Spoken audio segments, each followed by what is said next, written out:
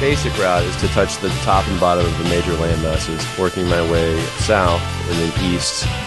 I'm almost embarrassed to say, I bought this bike with 10,000 miles on it. It's got 12,000 miles on it. I wouldn't say that's a concern, but this whole thing has been building up and prepping to do a ride.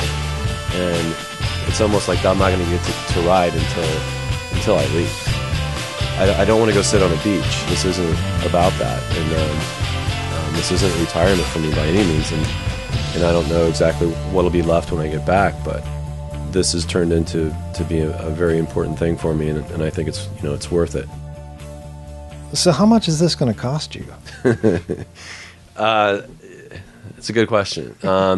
Nobody seems to really talk about money when it comes to these kind of trips. It's been estimated, and people at Horizons Unlimited will say that Africa and South America you can get through on $30 a day. If you start taking safaris and other, obviously the cost goes up. That's lodging, fuel, and food. Europe, more expensive. In North America, U.S., they say $50 a day. I'm going to figure on $20,000 a year, gross, roughly, and I'm shooting for 5 years.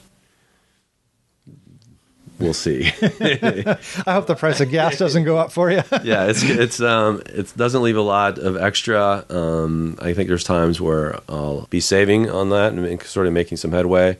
I might even pick up some work along the way to kind of offset that.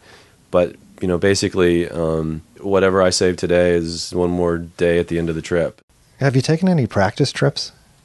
You would think when I saw a rally, on some website. I don't know how I came across it, but I signed up for it right away and put some knobbies on the bike and put my sleeping bag on the back and took off in my used riding suit that I got off of eBay. It's summertime and so you don't need you need a sleeping bag, right? Right, just sleeping bag, a little bug spray, yeah, right? Yeah, well, I didn't no bug spray, and I had a toothbrush. And so I showed up at the rally, and everybody was setting up tents and camping. I just had all the gear and things, and the guys I met on the ferry, were looking at me, and it's like, well, you should set up, go for a ride. And it's like, well, I'm set, and they they just shook their head and they knew who they were dealing with at that point. And one of the guys made me a little lean-to.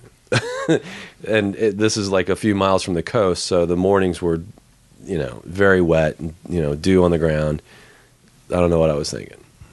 It sounds like the making for a show on Discovery Channel. the non-survival man.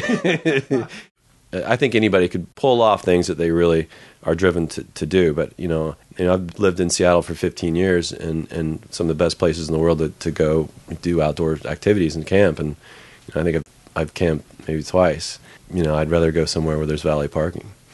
So, I'm ready to take it on, and I'm excited about it. But yeah, I started from zero. You'd rather go someplace where there's valet parking. That's great. Boy, is that going to change for you. Yeah.